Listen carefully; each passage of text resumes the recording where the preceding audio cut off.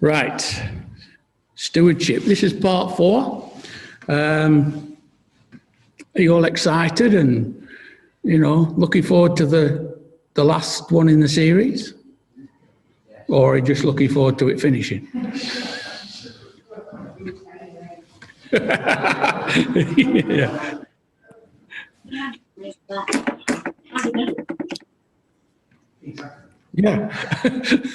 Yeah. Now I looked up, I found in Google, when I put a word in, like stewardship, if you search down at the bottom, it gives you the biblical meaning of the word. So this is what I got from there. Stewardship is in the Bible, means utilizing and managing all resources God provides for the glory of God and the betterment of his creation. The central essence of biblical worldview stewardship is managing everything God brings into the believer's life in a manner that honours God. Now, we've had 3 weeks of wise words, 3 sessions, sorry. And as I said just before Jacob's, that they've got 3 sermons on wisdom, and then you got me. Because mine is on testimony. And it's testimony of how the other side works, right? We've been on about providing. Through my life, it's been about receiving. So you can see how by other people doing what we've talked about, how it plays out in real life, should I say. So the title is, How Does Stewardship Happen in Real Life?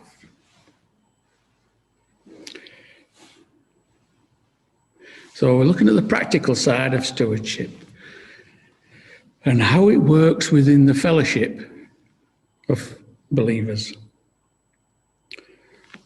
So there's a mixture of testimony, scripture, and hopefully words of wisdom on my part.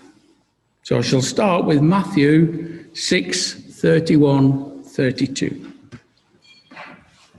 That's Matthew 6:31-32.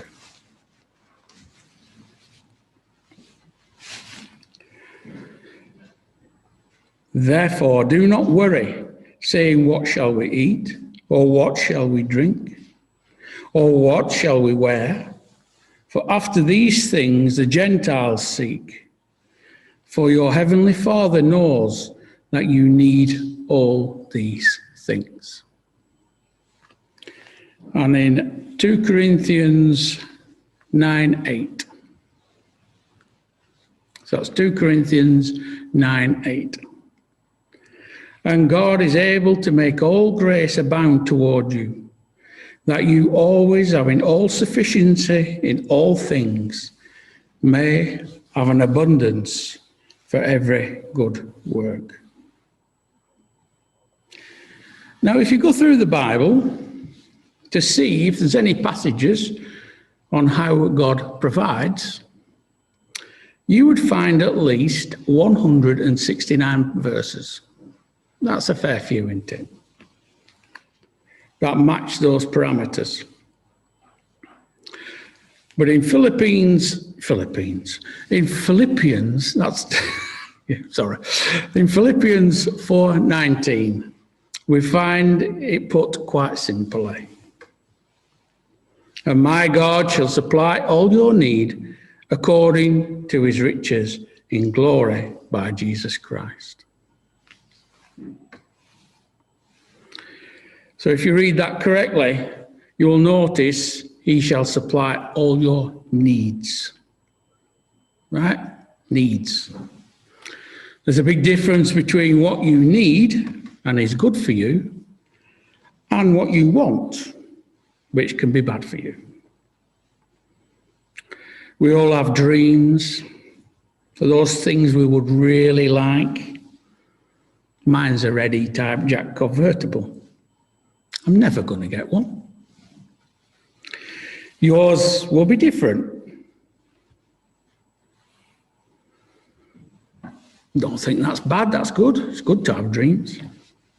Others might dream of being a missionary, working for God. Which do you think fits in with God's will? And which is more likely to happen? Yeah. So, if your car breaks down, is a complete write-off, and you really need a car, then God will help you get one. You might think, how? I will show you how during one of the testimonies. If you're looking to win the lottery, is that a need or a want? It's a want. Yes. But like any good parent, God wants only the best for us, and things that are good for us. And if God gave us everything we want, it would not be a good idea. We would only look on him as a source of giving, and that is not what it's all about.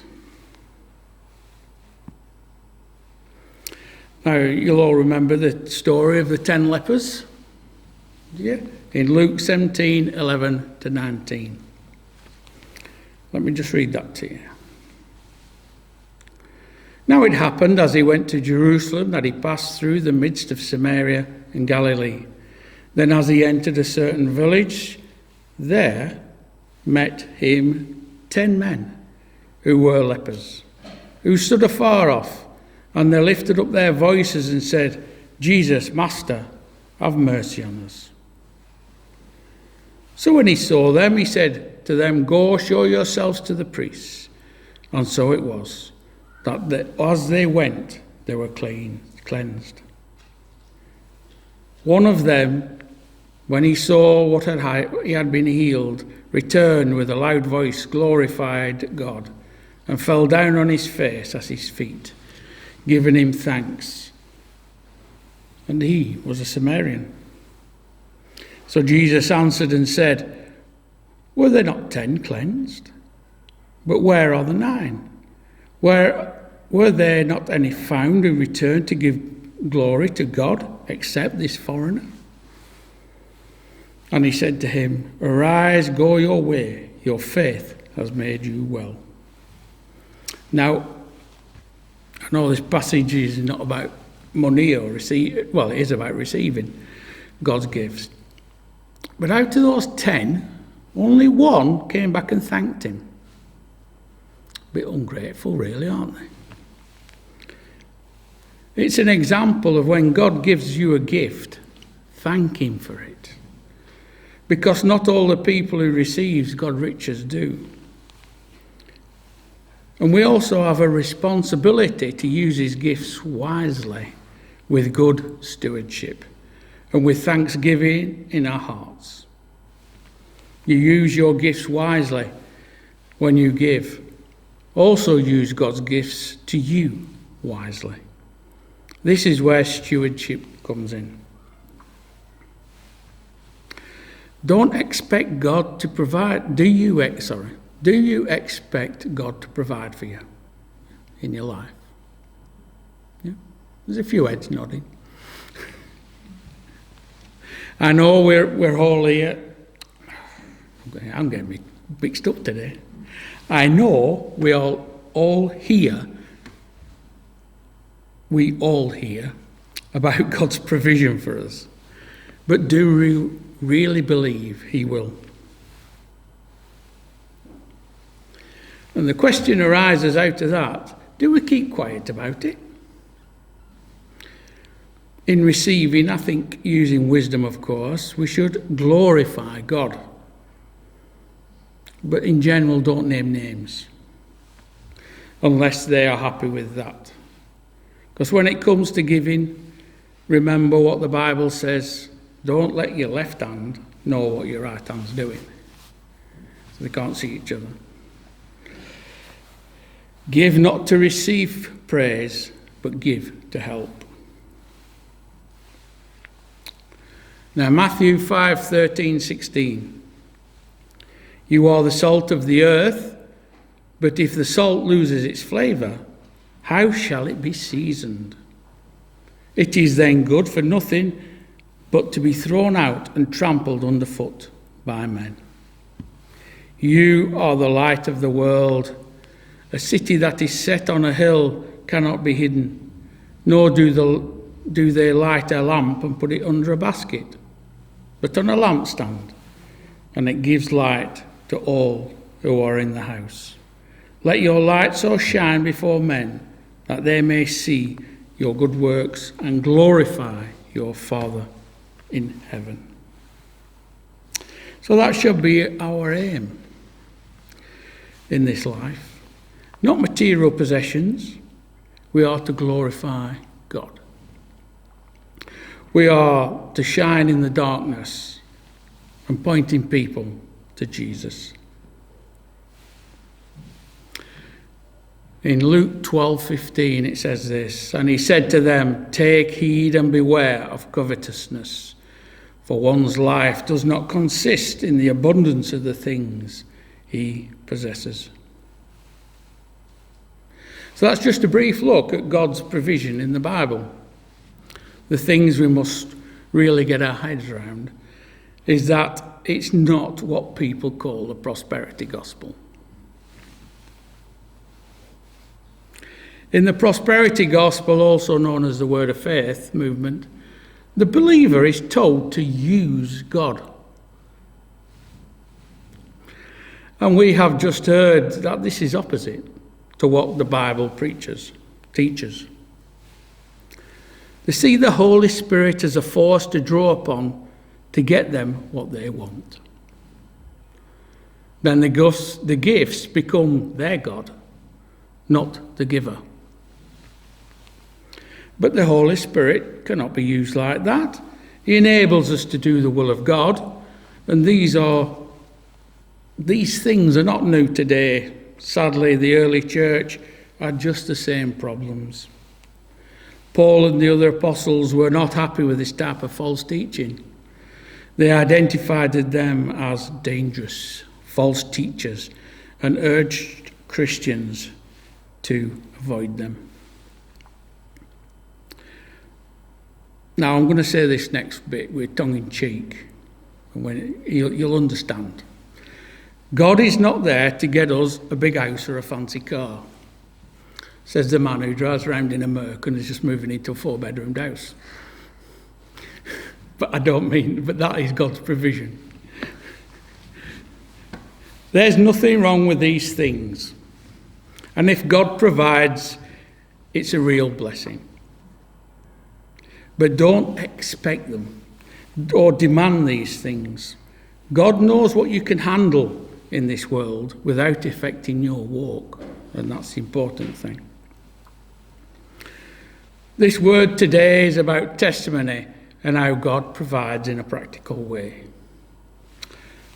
So let's go back 20 years. Yeah, everybody's older than that, aren't they? So let's go, well, apart from the kids, let's go back 20 years. When I was first saved in Elim in Blackburn, I literally had nothing. I was living in a bed and breakfast. I had no job. I was at my personal low point.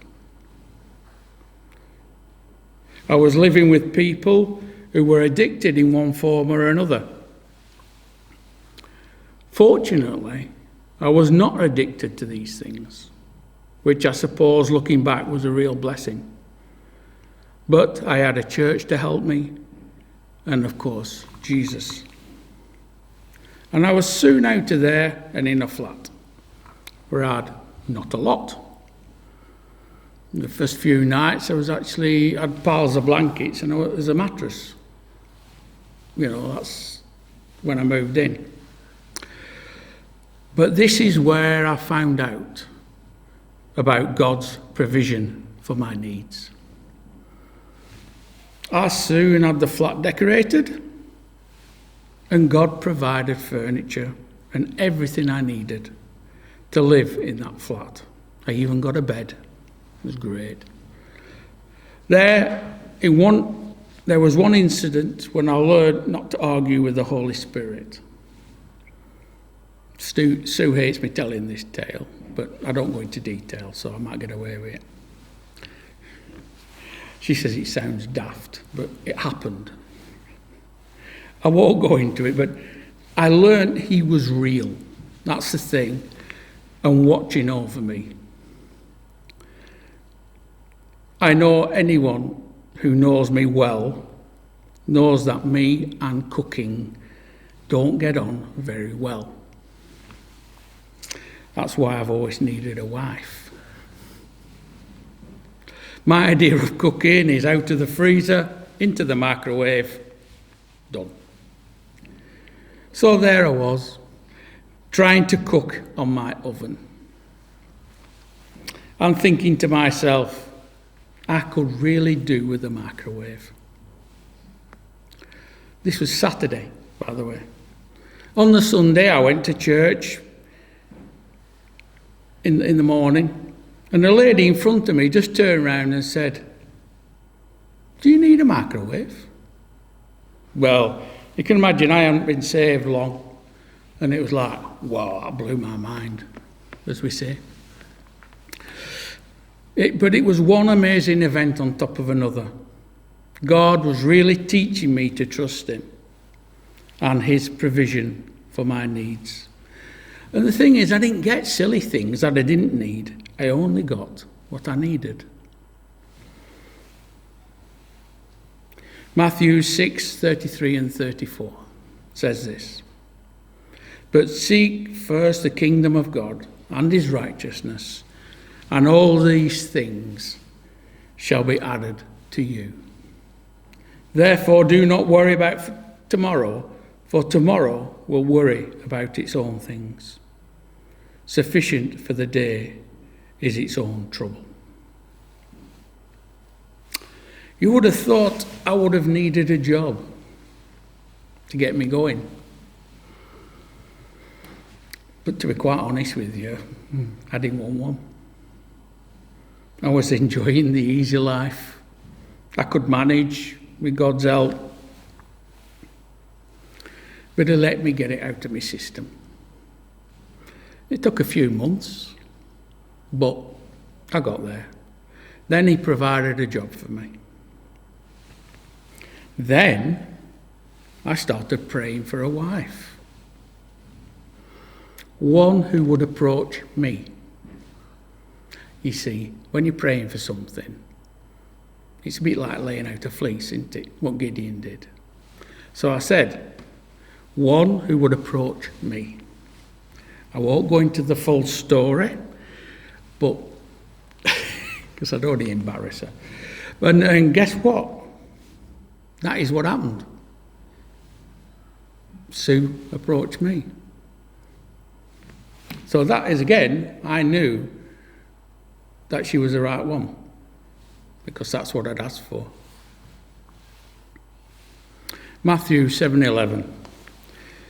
"If you then know, being evil, how to give good gifts to your children, how much more will your Father who is in heaven give good things to those who ask him?" So up to now it's all been all been receiving. But that's the period of our life was like that. Then Sue and I, we got married. Those of you that have recently got married will know how expensive getting married is. Believe it or not, we got married on £100. That is including £60 for the licences and I think £27 for the cake. God provided everything else for us. We had a church wedding to remember, even down to a full wedding dress, including shoes that fit perfectly. Not me, by the way, I was for certain. Whoops. All provided. The congregation as a whole came together and provided for us with a wedding that, well, it was to remember. But then we also found out at this time to be careful what you pray about. right? We prayed for a car. We weren't bothered what it looked like, as long as it runs. Well, it didn't look too bad, I must admit, but the windows were propped up with bits of wood, and it ran.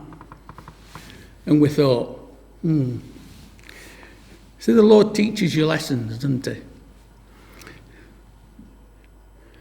So be careful, God will teach you. Now, I know not everyone is as accepting of God's provision as we are, but I can honestly say we find it a real blessing. We love it when God provides. Early on in our walk, I turned to Sue and said, I'm not buying anything else. And this was after we had just bought something, then 2 weeks later it turned up for nothing.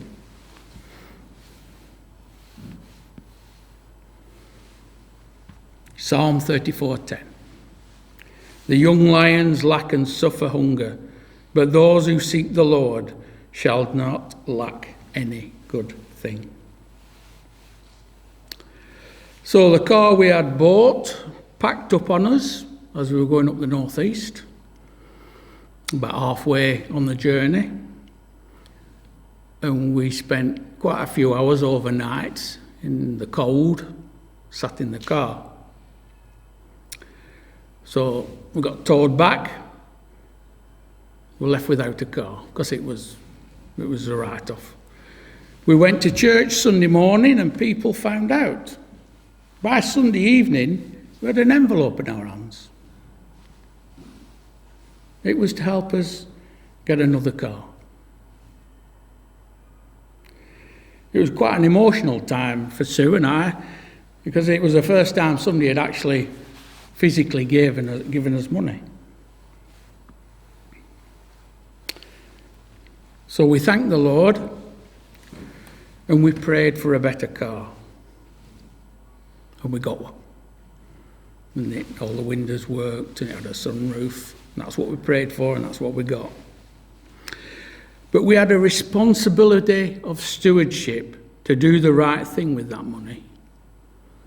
When you get a gift from God, that's where the stewardship comes in, that you're responsible and act responsibly with it. Learning to receive is just as important as learning to give. The early church were encouraged to help one another.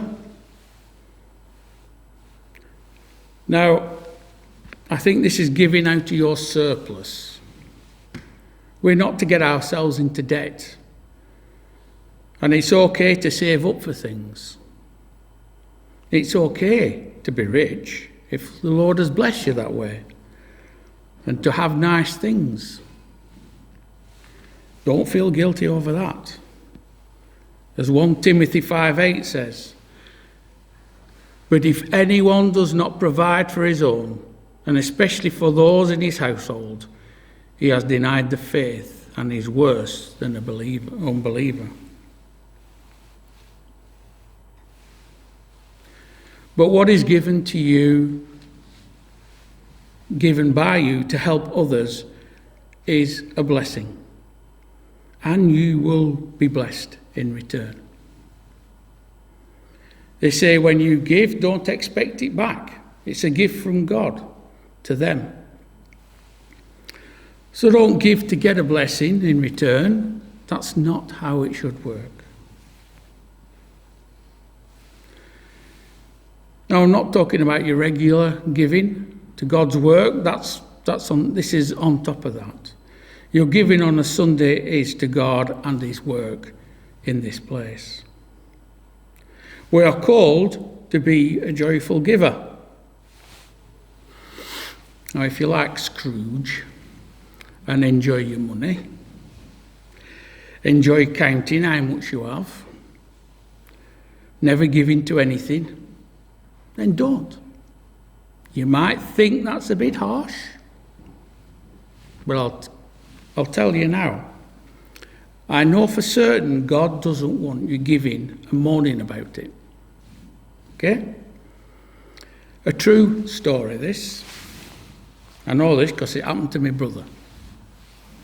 There was a couple arguing on how much to give to church. And the pastor, not knowing about the discussion, he got a message from God to send this couple £5. He thought, why? And they weren't exactly what you call hard up. They were quite a well-off couple. Says they don't need £5, so he tried to ignore it. God persisted. And finally, he sent a letter explaining about the £5. He says, I feel a bit daft doing this, but felt he had to. When he spoke to them next, they explained that they'd been arguing, not just discussing, but arguing over a gift to the church. One wanted the lower figure, one wanted the higher figure. They reluctantly went for the higher figure. And the difference was £5.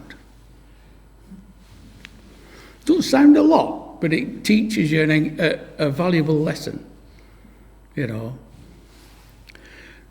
God wanted them to give freely and joyfully. It will then be a blessing to you. My brother, he went to London Bible College and he was helped by the church. But when the final bill came in for about £3,000, he didn't have a penny to pay. He didn't have a penny to pay towards it, sorry. And he didn't have a penny to pay, as you'll see. So he prayed the next morning. He prayed. And the next morning, a cheque landed on his doormat for the exact amount that was needed. A gift from God, from a fellow believer. This is one aspect of Christian life that can be hard to get to grips with.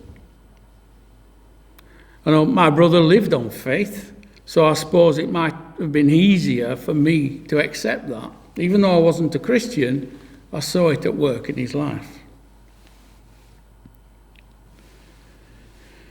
If you struggle to receive, remember you could be robbing someone of a blessing.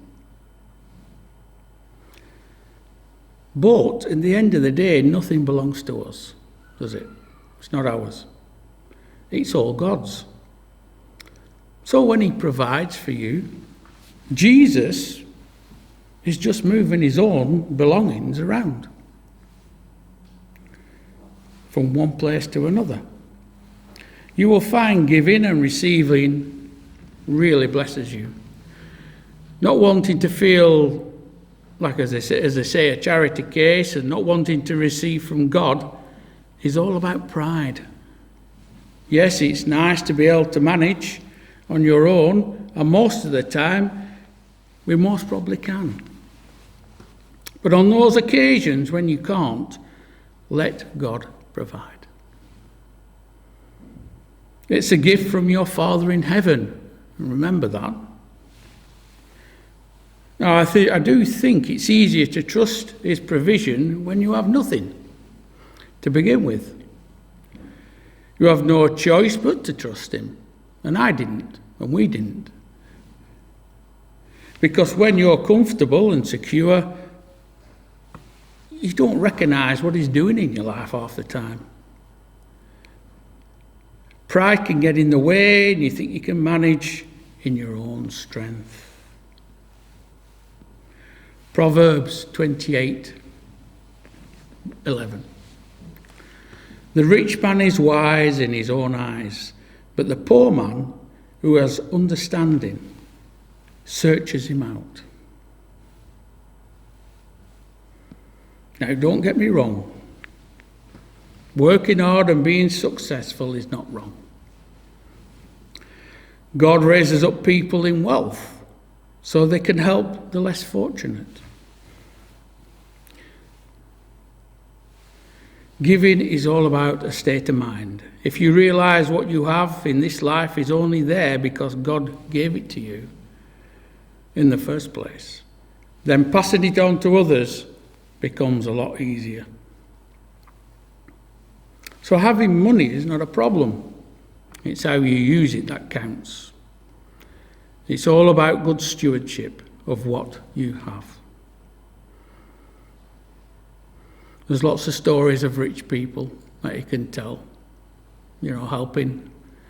I know one guy he was a millionaire, but when he got saved, he realised all his money was acquired,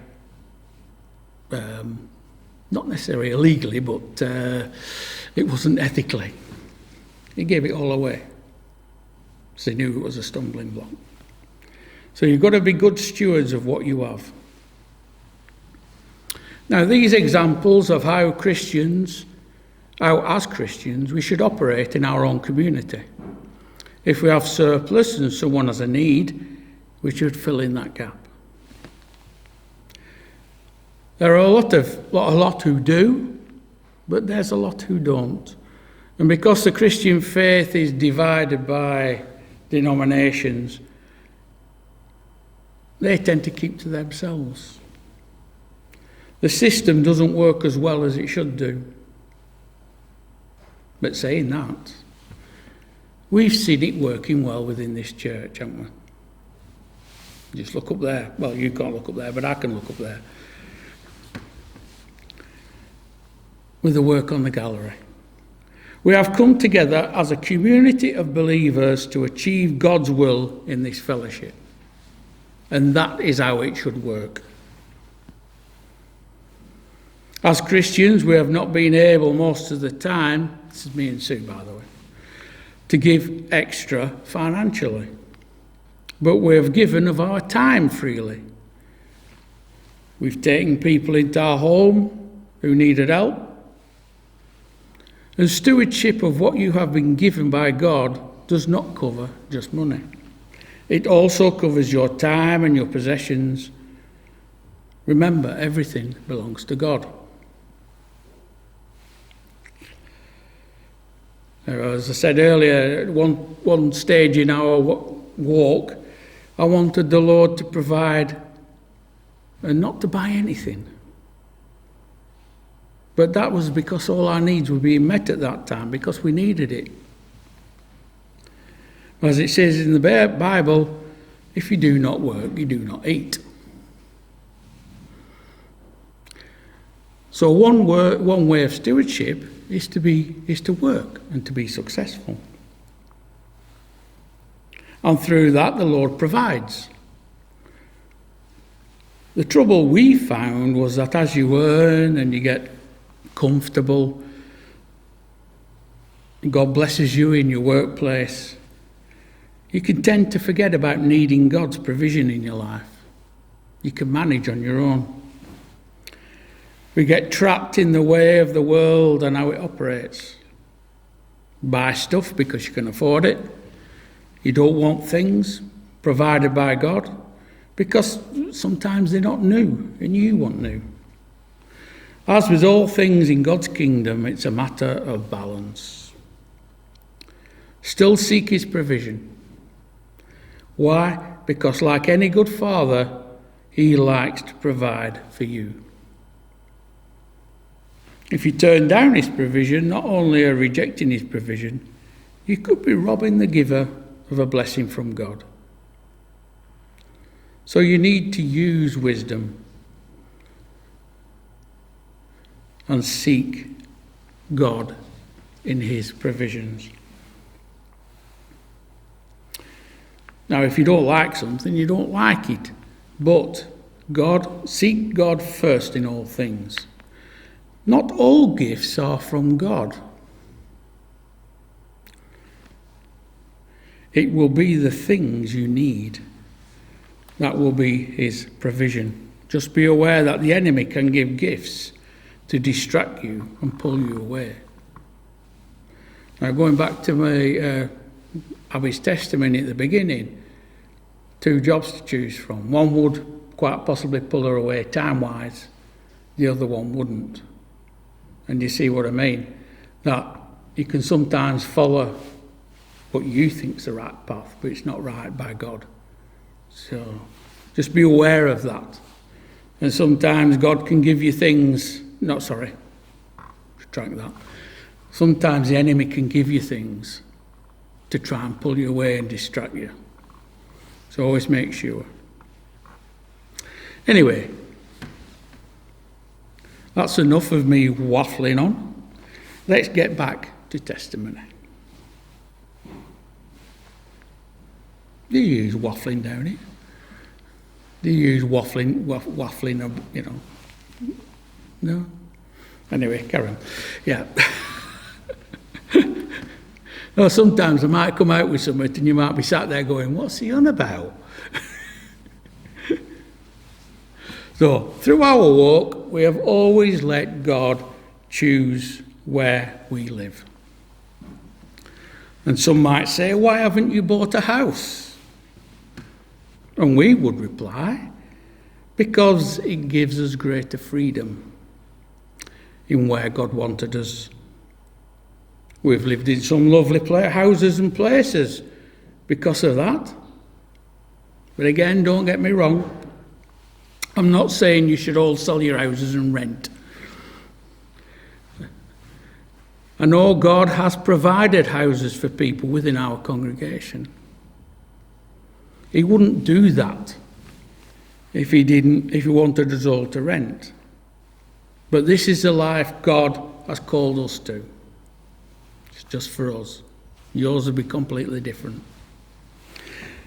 It works for us, but it might not work for you. So everyone's walk is between you and God. So we have found out that willing to follow his lead opens doors for us to serve him. And you would think that going off what I've said, that we've never made a mistake along the way. Trust me when I say we have. It always happens when we do things under our own strength. It's easy to fall into that trap. But another thing we've noticed is that when he provides and you say you'll do something, he holds you to it. When we moved into our Worston house, the trustees needed to get a loan to bring the house up to standard. They asked us if they could up the rent to pay the loan. So basically we were paying the loan. But the strange thing is, including the loan, we were still paying slightly less than the house that we were in. See how God works. So we said yes. Now the loan was for 10 years. We didn't know at the time, but God would keep us there until the loan was repaid. We did try to move once or twice, stopped in our tracks. But then, 10 years, then he moved us on to Martin Top, where we said we would stay for 5 years to support the pastor. It was about 5 years before we moved on, before we moved into the caravan in Lincolnshire. So you can see, when God provides, you have a responsibility of stewardship to look after what he's given you and use it wisely. Good stewardship of what you have been given by God is important. If you can be trusted in the small things, he will give you greater things in the future, as the Bible tells us. Now, during our time that we've been together, is it 20 years? Yeah, 20, near enough, isn't it? Yeah. I should know that, but, when you get old, you forget these things. During our time, we have taken in 3 people to live with us.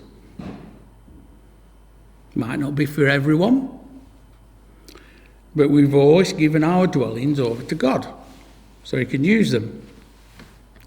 We look at it this way: God has gifted us this house, so it's his to use as he sees fit. It's not always easy, having people live with you. But if it was easy, everyone would do it. God places people there for a reason, and we understand he has given us a task, so we must be obedient. But it does have benefits as well. We are good friends with Linda. Still, she was the first one who moved in. She came for an holiday and stopped 3 years. Long holiday. And she still comes to us for help. And I'm pretty sure once we're settled in the house and she can move, she'll be down for a month's holiday. I just don't think she'll be stopping 3 years. So. Well, I hope she won't stop 3 years this time. And of course, there's Abby, who's become our adopted daughter, really. And she's about to join us at our new address. As I've said before, when God blesses, you have responsibility to use it wisely and use it to glorify him. He has blessed you for a reason. Don't waste it or reject it.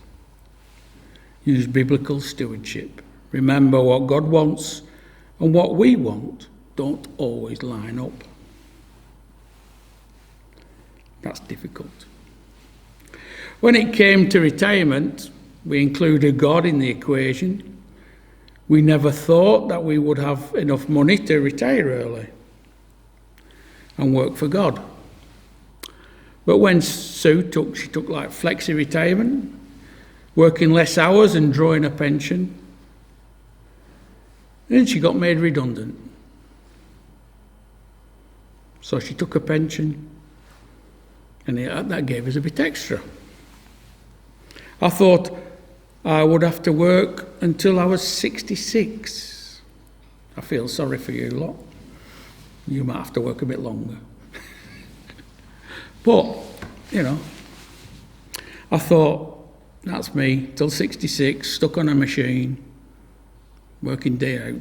Actually, I wasn't on a machine, I was inspecting, but, you know what I mean. So I prayed for help to sort my pension out. Then out of the blue, I got a phone call from a pensions advisor. Normally, I would just put the phone down. Don't entertain cold calls. But I felt God prompting me to say, okay. So I looked into it.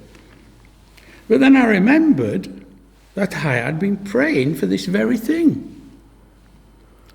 And I realised that it's pointless praying for help, and then when it comes along, rejecting it. Difficult. You might have heard this story, I don't know.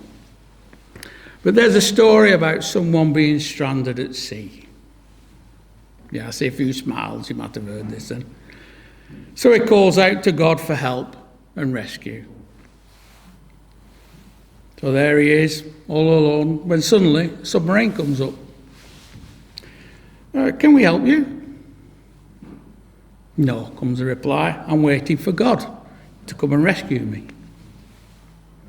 So they go on their way. Next, a boat pulls up alongside and offers help. But no, came the reply, I'm waiting for God to rescue me. Okay, off they go. Next, a helicopter comes along and lowers someone down. Can we help? No, says the man, I'm waiting for God to rescue me. So off they go. So the inevitable happens, and the man dies and goes to heaven. He says to Jesus, why didn't you rescue me? He says, well, I tried. Said I sent a submarine, a boat, and a helicopter. And you rejected them all. So just remember that when you pray for something and something comes along, don't dismiss it straight away. Find out whether it's from God or not. So when he'd looked into my pension, I had enough to survive off. Wonderful. By being good stewards of our pension money, we could get by. This led to us buying a caravan and asking the Lord to use us and show us where he wanted us to live.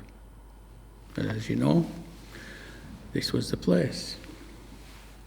The Lord has blessed us greatly with our move to Lincolnshire and continues to do so. When we had to leave the caravan site, he provided a flat for us to live in until the house he had lined up for us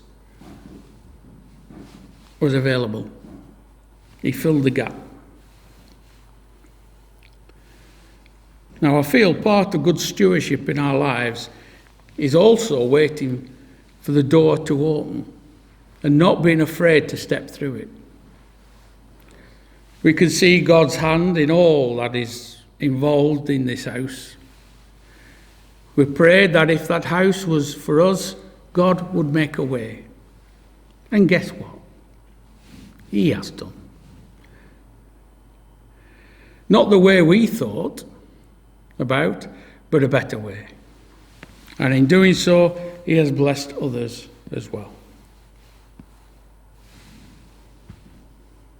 Is that clock right? No. It's only 3:25. I'm thinking, oh, that's going slow. Right, so in conclusion. So we've been looking over the last three sessions on how to be good stewards over our lives. And today we've been looking at how it all plays out in a practical sense. Once you realise that the Holy Spirit is real and he's there to help you, then you need to listen to his voice and know that what he says to you is for your good. Yes, I suppose with having a brother who lived on God's provisions might have made it easier for me to follow that path. But you need to get on the path of good stewardship for your life. Whether you're in a position to give or in a position to receive, you have a responsibility to use what you give wisely and what you receive wisely. Think about this. If you give freely and wisely, you will be blessed. Not because you expect it, but because you love Jesus and your brothers and sisters. Don't give to receive back, give out of love. If you give freely, surely God would give you more, so you can give more to the glory of God. And if you receive freely, then when the time comes that you're in a position to give freely. For you have received freely.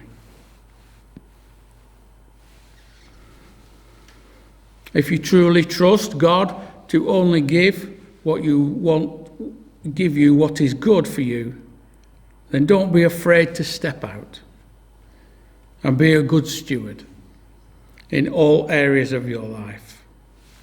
Don't hold back on sharing what God has given you in the first place. If you do it out of love, then you will be blessed.